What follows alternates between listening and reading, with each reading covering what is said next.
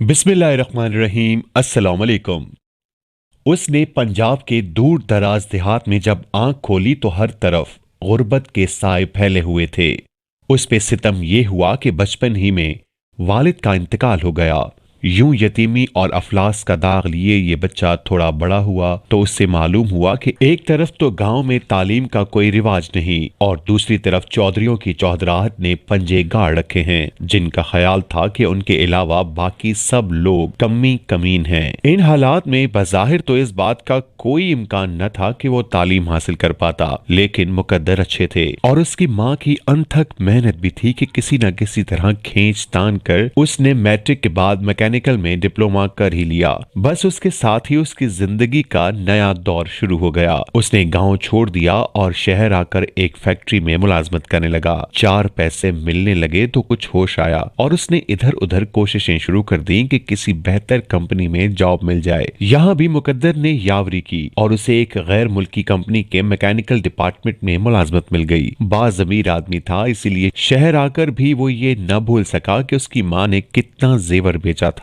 वो माँ का बेहद फरमाबरदार और खिदमतगुजार था। माँ की दुआ रंग ले आई और वही कंपनी उसे दुबई ले गई। अब दौलत की फरावानी का दौर शुरू हुआ तो उसने फैसला किया कि वो भी ताकत हासिल करेगा, क्योंकि बचपन ही से वो जिसकी लाठी उसकी भैंस का असूल देखते चला आ रहा था और उसके लाशऊर में ये बात अच्छी तरह बैठ चुकी थी कि इस मुल्क में जिंदा रहना है तो इसे भी चौधरी बनना होगा। लेकिन ये होगा कैसे? बस उसके लिए उसने एक लंबा प्लान तैयार किया। पहले तो उसने गांव में ज़रे जमीन हासिल करने की कोशिश की, क्योंकि गांव में जिसकी अपनी जमीनें न हो वो कमी कमीन ही रहता है। उसकी ये कोशिश कामयाब रही और अब उसका शुमार गांव के दूसरे नंबर के मुअज़्ज़िज़ीन में होने लगा। कुछ अरसे बाद उसने एक मार्केट भी खरीद ली और उसके ऊपर अपने नाम का बड़ा सा बोर्ड लगा दिया। उसके लिए उसने अपने नाम के साथ मलिक का साबका लगाया, क्योंकि वो ये बात अच्छी तरह जान गया था कि उसका जिस माहौल से वास्ता है वहाँ नामों के साथ साबके और लाहिके भी बहुत काम किया करते हैं। जॉब के सिलसिले में वो दुनिया के मुख्तलिफ मुल्कों में घूम आया था। इस सैरो सयाहत और मरूर अयाम से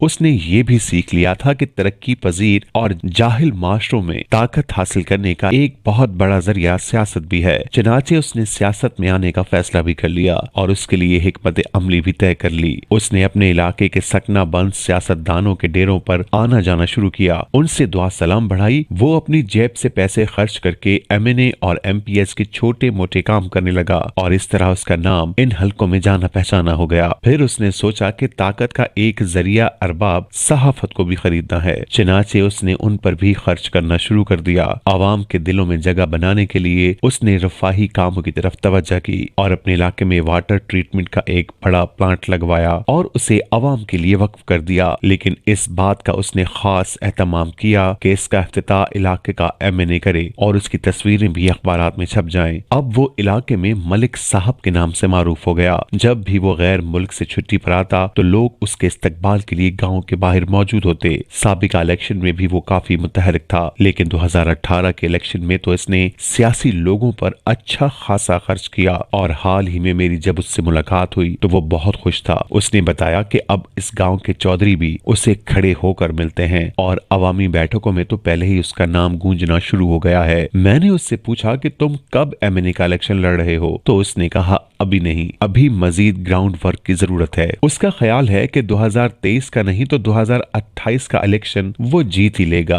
और साथ ही उसने मेरे हाथ पर हाथ मार कर कहा कि शाहजी फिर देखना मेरी इन्वेस्टमेंट कैसे रंग लाती है। वो मुझे ये कहकर खुश हो रहा था और मैं सोच रहा था कि ये कैसा इत्तेफाक है कि जमीर की इस तिजारत करने वाले का असल नाम भी जमीर हुसैन है, जबकि मेरा दूसरा दोस्त मुझे हैरान देखकर ये कह रहा था कि शाहजी जमीर हुसैन की तिजारत तो कुछ भी नहीं, ये तो असल में उस बड़ी पेंटिंग की मनी एचर है जो पेंटिंग इस मुल्क के दोनों ऐवानों में पसे पर्दा आवेजा है। उसने कहा शाहजी, चूंकि कबायली ज़रई और नाख्वानदा माशरों में इज्जत का मयार पैसा और ताकत होता है, इसीलिए आप क्या जाने कि हर बरस वतन अजीज में कितने ही बाज़मीर, बेजमीर और कितने ही जमीर हुसैन मलिक जमीर हुसैन बन जाते हैं और ना जाने ये सिलसिला कितने अरसे और इस मुल्क में जारी रहेगा। मेरा ये संजीदा दोस्त वापस जाने के लिए मुड़ा तो कहने लगा कि शाह जी, यकीन जानिए, तब्दीली के खुशनुमा नारों के बावजूद हर छोटे बड़े जमीर की तिजारत इस मुल्क में उस वक्त तक जारी रहेगी जब तक कि कौम की सोच और फिक्र का रुख तब्दील नहीं हो जाता। करने का असल काम ये है कि कौम को ये समझाया जाए कि सियासत तिजारत नहीं, खिदमत होती है और असल ताकत पैसे, लाठी, बंदूक और गोली में नहीं बल्कि इल्म, शराफत और किरदार में होती है। अगर ऐसा न हुआ तो यकीन जानिए हर इलेक्शन में गर्दनें तो वही रहेंगी, अलबत्ता जंजीर तब्दील होती रहेगी।